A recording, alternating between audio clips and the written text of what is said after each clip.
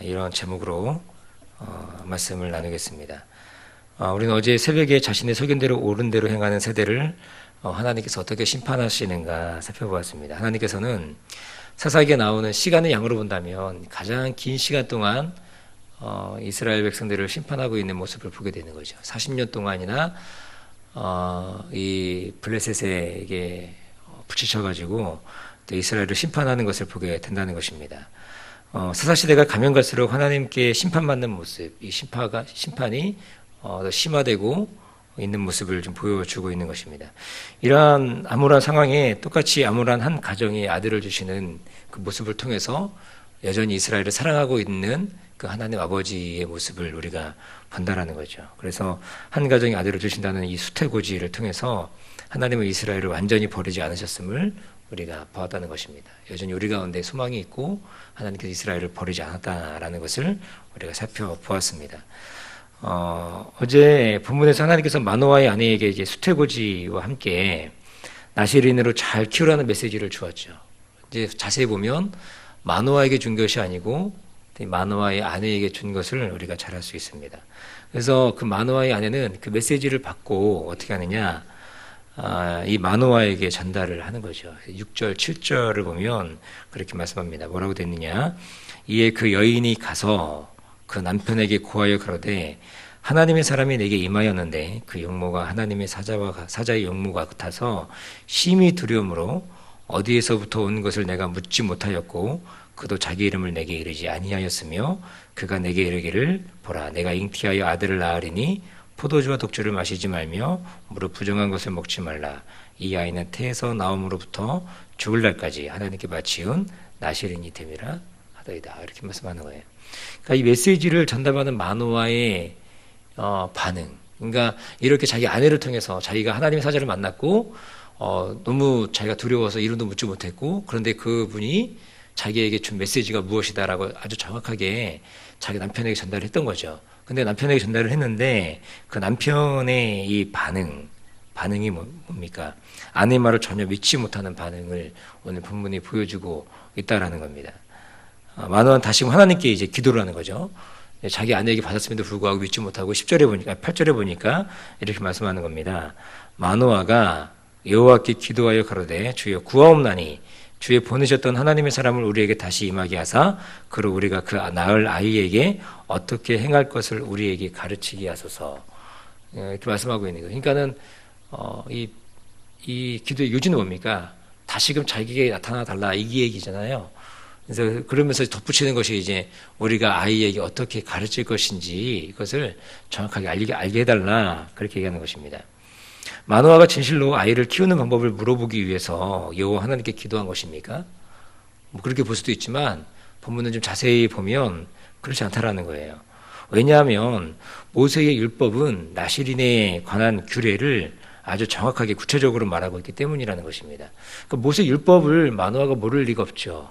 모를 리가 없고 찾아서 보면 얼마든지 볼 수 있다는 것입니다. 그러니까 굳이 물어보지 않아도 율법을 본다면 마노아는 잘 알 수 있다라는 거예요.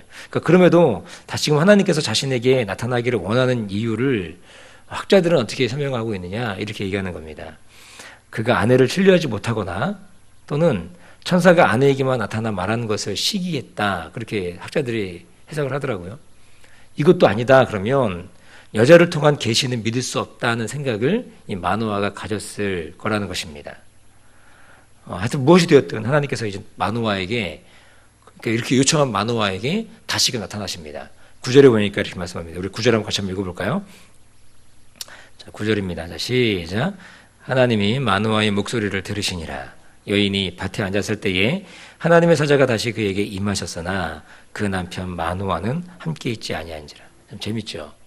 다시 이제 나타나셨는데 언제 나타나시느냐? 마노아가 없을 때 또 나타나신 거예요. 마노아가 없고 마노아의 아내가 밭에 있는데 그때 이제 나타난 거죠.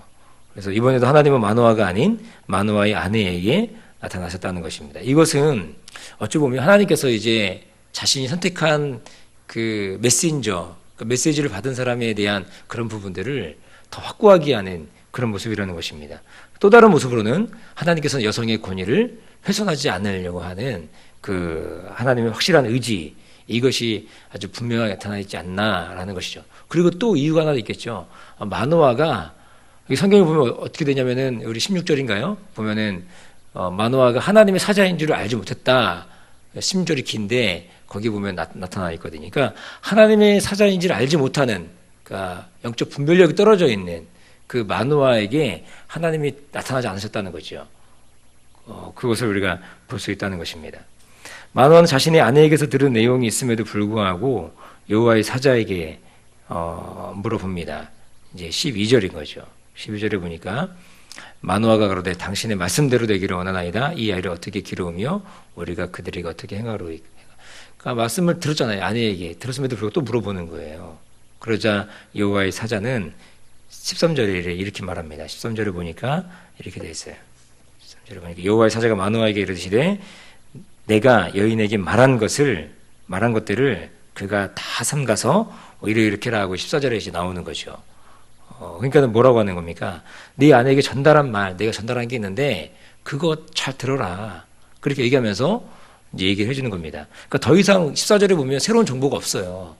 똑같이 얘기했던 겁니다. 굳이 한 가지 차점이 뭐냐면 이 산모가 이 독주뿐만 아니라 포도나무에서 나오는 어떤 것도 먹어서는 안 된다. 더 덧붙인 것은 이제 포도나무 소산으로 연매된 모든 것들은 먹어서는 안 된다. 이거 한 가지뿐밖에 없다라는 것입니다. 그러자 이제는 마노아가 여호와의 사자에게 이제 어떻게 얘기하느냐? 식사 대접하겠다. 양을 잡아가지고 식사 대접하겠다. 이제 그렇게 얘기한다라는 거예요. 그러자 여호와의 사자는 자신은 먹지 않을 테니까 하나님께 번제를 드려라. 이것이 마땅한 것이다. 그렇게 얘기를 하는 거 아닙니까? 그러니까 마노아는 어떻게 됩니까? 아내도 알아본 그 여호와의 사자를 단지 선지자 정도, 그러니까 하나님의 사람, 선지자, 그러니까 천사가 아니라 이 메신저가 아니라 그냥 사람으로 그렇게 인식했던 것입니다. 그러므로 이 단락을 통해서 우리가 알 수 있는 것이 뭐냐? 처음에 보이는 마노아의 모습은 자신의 아내를 무시하는 듯한 태도를 보였지만, 그러나 이번 단락에서 나중에 보이는 이 마노아의 태도는 뭐냐면 영적인 분별력이 없는 듯한 모습을 보여주고 있다라는 거죠. 그리고 이 마지막 단락에서는 여호와의 사자가 이적을 행하는 모습을 보고는 이제 두려움에 덜덜 떨고 있는 한심한 그런 모습을 보여주고 있다라는 거예요. 이렇게 마노아가 두려움 떨고 있죠. 어떻게 합니까? 마노아의 아내가 그 두려움 떨고 있는 마노아를 위로해주고 있다라는 거예요. 말씀 23절에 보니까 이렇게 말씀하는 거예요. 그 아내가 그에게 이르되 여호와께서 우리를 죽이려 하셨다면 우리 손에서 번제와 소제를 받지 않으셨을 것이다. 이 모든 일을 또한 보이지 않으셨을 것이다. 이제 이런 말씀도 우리에게 이르지 않으셨을 것이다 하면서 아주 정확한 해석을 내리고 있는 거죠. 그러니까 이런 걸 보더라도 하나님께서 왜 마노아가 아닌 마노아의 아내를 통해서 이런 중요한 메시지를 전달했느냐, 이것을 우리가 알 수 있는 대목이라는 것입니다. 또 한 가지 이제 삼손의 탄생에 둘러싼 13장을 우리가 읽어가면서 불안한 마음을 감출 수 없는 이유가 하나가 있는데, 그건 뭐냐면 그 삼손은 하나님께서 이스라엘의 구원을 위해 특별히 세우시고 택하신 사람 아닙니까? 그런데 그의 부모의 관심은 어디에 있습니까? 하나님의 관심에 있지 않다라는 거예요. 오늘 본문을 자세히 읽다 보면 하나님의 관심에 이 부모의 마음이 쏠려 있지 않고 단지 뭐가 있느냐? 단지 부모의 관심은 온통 아이가 없던 집안에 아들이 태어난다는 기쁨과 설렘만 있을 뿐이라는 것입니다. 하나님이 이 아이를 통해서 어떤 일을 행하시겠느냐, 거기에 초점이 맞춰져 있지 않고 그냥 아이가 태어난다는 그 기쁨에만 머물러 있다라는 거죠. 이들은 하나님께서 이 아이를 통해서 이스라엘을 구원하실 거라는 사실에는 관심이 없는 것입니다. 이러한 부모의 준비 과정 가운데 아이가 이제 태어나게 된다라는 거죠. 24절, 25절에 보니까 이렇게 말씀합니다. 여인이 아들을 낳음에 이름을 삼손이라 하니라. 아이가 자라매 여호와께서 그에게 복을 주시더니 소라와 에스다올 사이 마하네단에서 여호와의 신이 비로소 그에게 감동하시니라. 여기서 보면 그 소라와 에스다올 사이에 마하네단이 있는데, 이 마하네단 거기에서 멀지 않은 곳에 벳세메스가 있다라는 거예요. 근데 이 벳세메스는 어떤 곳이냐? 이름 자체가 태양을 숭배하는 곳이라고 하는 것이라는 것입니다.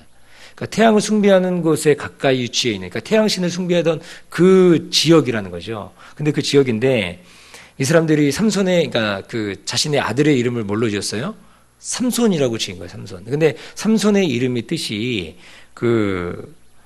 주석가들은 이렇게 얘기하는 겁니다. 그 작은 태양 이런 뜻을 가지고 있다라는 거예요. 작은 태양. 그래서 영어 성경에도 보면은 이렇게 얘기하는 거예요. 삼손의 이름을 써니 또는 썬보이 이렇게 얘기한다는 겁니다. 그러니까 얼핏 보면 태양 같은 힘을 가진 삼손이라고 이해할 수 있지만 많은 학자들은 삼손의 이름에서 태양을 숭배했던 종교적 배경에 있던 부모의 그 심취했던 부모의 모습을 본다라는 거죠.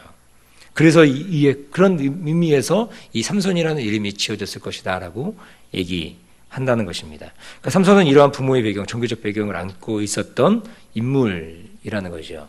그러니까는 하나님께서 삼손을 택하시고 부르시긴 하시지만 그런데 그의 부모가 가지고 있는 그런 배경이라는 것이 그런 모습이라는 거예요. 그러니까는 이제는 삼손이 나타나게 되고 태어나게 되고 일어나게 되는 모든 모습들 가운데서 어떤 모습이 있는 거예요? 하나님 말씀에 전혀 순종하지 않는 자기 멋대로 하는 그런 이상한 사사의 모습을 보여준다라는 겁니다. 오늘 여기까지 살펴봅니다. 그래서 이제 본격적으로 이제 삼손의 이야기가 시작이 되는데 다음에 이제 삼손의 이야기를 좀 살펴보도록 하겠습니다. 기도하겠습니다.